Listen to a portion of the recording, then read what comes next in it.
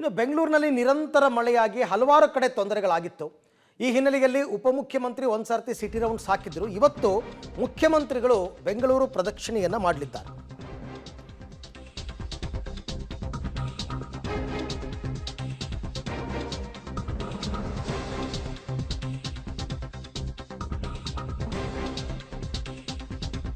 ಇವತ್ತು ಸಿಎಂ ಮತ್ತು DCM city rounds ಹಾಕಲಿದ್ದಾರೆ.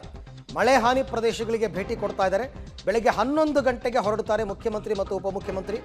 Bengaluru road, Mysuru road, ಗಾಳಿ Anjaneya temple, Nayandahalli, ring road ಮುಖಾಂತರ ಸಾರಕ್ಕಿ ಜಂಕ್ಷನ್ಗೆ ಭೇಟಿ ಕೊಡ್ತಾ ಇದ್ದಾರೆ. ಅಂದರೆ ಪ್ರಮುಖವಾಗಿ ಮಳೆ ಹಾನಿ ಪ್ರದೇಶ ಯಾವ್ಯಾವುದು ಮತ್ತು ರಾಜಕಾಲುವೆಗಳ ಸ್ಥಿತಿಗತಿಗಳು ಹೇಗಿದೆ ಇದೆಲ್ಲವನ್ನು ನೋಡೋದಕ್ಕೆ ಅಂತ ಅಂದ್ಬಿಟ್ಟು ಈಗ ಮುಖ್ಯಮಂತ್ರಿಗಳು ಇವತ್ತು ಸಿಟಿ ರೌಂಡ್ಸನ್ನು ಹಾಕ್ತಾ ಇದ್ದಾರೆ. ಎಲ್ಲೆಲ್ಲಿ ಸಮಸ್ಯೆ ಆಗಿದೆ ಅಲ್ಲಲ್ಲೇ ಅದಕ್ಕೆ ಪರಿಹಾರವನ್ನು ಕೊಡುವಂತಹ ಕೆಲಸವನ್ನು ಮುಖ್ಯಮಂತ್ರಿಗಳು ಮಾಡಬೇಕು. ಈಗ ಯಲಹಂಕದಲ್ಲೇ ಒಂದು ಅಪಾರ್ಟ್ಮೆಂಟಲ್ಲಿ ತುಂಬ ಪ್ರಾಬ್ಲಮ್ ಆಗಿತ್ತು. ಅಲ್ಲಿಗೆ ಡಿ ಕೆ ಶಿವಕುಮಾರ್ ಅವರು ಹೋಗಿದ್ದರು. ಕೆಲವು ಕಡೆ ಎಲ್ಲ ರಾಜಕಾಲುವೆ ದುರಸ್ತಿ ಸ್ಥಿತಿಯಲ್ಲಿದೆ, ದುರಸ್ತಿ ಮಾಡಿಲ್ಲ, ನೀರು ಸರಾಗವಾಗಿ ಹರಿದೋಗ್ತಿಲ್ಲ, ಅದರಿಂದಾಗಿ ತಗ್ಗು ಪ್ರದೇಶಗಳಿಗೆ ನೀರು ನುಗ್ತಾ ಇದೆ. ಇದೆಲ್ಲವೂ ಬೆಂಗಳೂರಿನಲ್ಲಿ ಸಹಜ. ಬಟ್ ಅದನ್ನು ಸರಿಪಡಿಸುವ ನಿಟ್ಟಿನಲ್ಲಿ ಇಲ್ಲಾಂದರೆ ಪ್ರದಕ್ಷಿಣೆ ಯಾಕೆ ಹಾಕಬೇಕಲ್ವಾ? ಯಾಕೆ ಬೆಂಗಳೂರು ಸಿಟಿ ಸುತ್ತಾಡಬೇಕು? ಅಲ್ಲಲ್ಲೇ ಪರಿಹಾರವನ್ನು ಕೊಟ್ಟು ಆ ಪರಿಹಾರಗಳನ್ನು ಅಲ್ಲಲ್ಲೇ ಅದು ಜಾರಿಗೆ ಬರೋ ಹಾಗೆ ನೋಡ್ಕೋಬೇಕು.